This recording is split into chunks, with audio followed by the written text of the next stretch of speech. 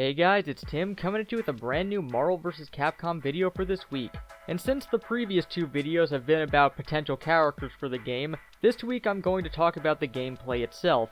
More specifically, the gem system that was shown off in the more cohesive gameplay trailer that revealed Captain America and Morgan. Now, what we know so far from what was shown is that you equip the gem to your characters when you pick them at the beginning, similar to grooves in SNK vs. Capcom or assist characters in the previous Marvel vs. Capcom games. And you activate it similarly to how you activated your X Factor in Marvel vs. Capcom 3. But what exactly will each of these gems do? Well, we already have the answer to two of them since they showed off the Power Gem and the Time Gem in that trailer that revealed Captain America. The Power Gem obviously increases the striking power of your character, and the Time Gem increases your character's speed, and seems to let you teleport across the screen short distances. But for the other gems who haven't been shown yet, I think that we can actually look at a previous installment from Marvel and Capcom to give us a clue for this, and that would be Marvel Superheroes, which also had a gem system with the Infinity Gems, but used it differently, where they were items that dropped on the stage that gave you their power for a limited amount of time. In that, the Power and Time Gems did essentially the same things that they're doing here, maybe a bit toned down and for a briefer period of time due to the fact that it was a consumable item. But if we do go based off of what the gems did in Marvel Superheroes, then we could expect the Space Gem to give additional defense, maybe brief invulnerability, the Reality Gem to do different elemental effects with fire, lightning, ice, similar to what I was talking about with Star-Lord last week. The Soul Gem would give you additional health, help you regen it for a brief period of time, and the Mind Gem would give you additional super gauge.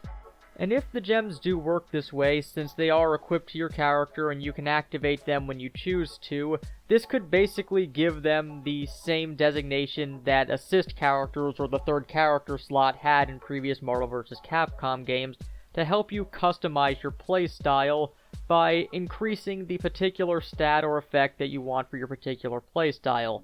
Say you're a grappler and you want to get in close, you could use the Space Gem to give you the defense, brief invincibility to get in and do as much damage as possible. Or maybe the Reality Gem, if you're more into zoning, could help slow your opponent down and keep them away from your range but allow you to attack them. Like with most of this, it's too early to say anything definitive about this system, but it definitely has a lot of potential to replace support characters or the third character slot in the playstyle, which is something that people were against when they showed that there was only going to be 2 against 2 again, like it was back in the early vs. Capcom games. But on a final note with the gems for now, it's pretty obvious that they're using the gems based off the MCU counterparts, since you can see the differences in coloring, where Power is purple instead of red, and Time is green instead of orange. Which makes sense since we already know that there's going to be MCU promotion in this game, and it makes sense to use the gems as they're seen now as opposed to what they used to be to avoid confusion with the cross-audience.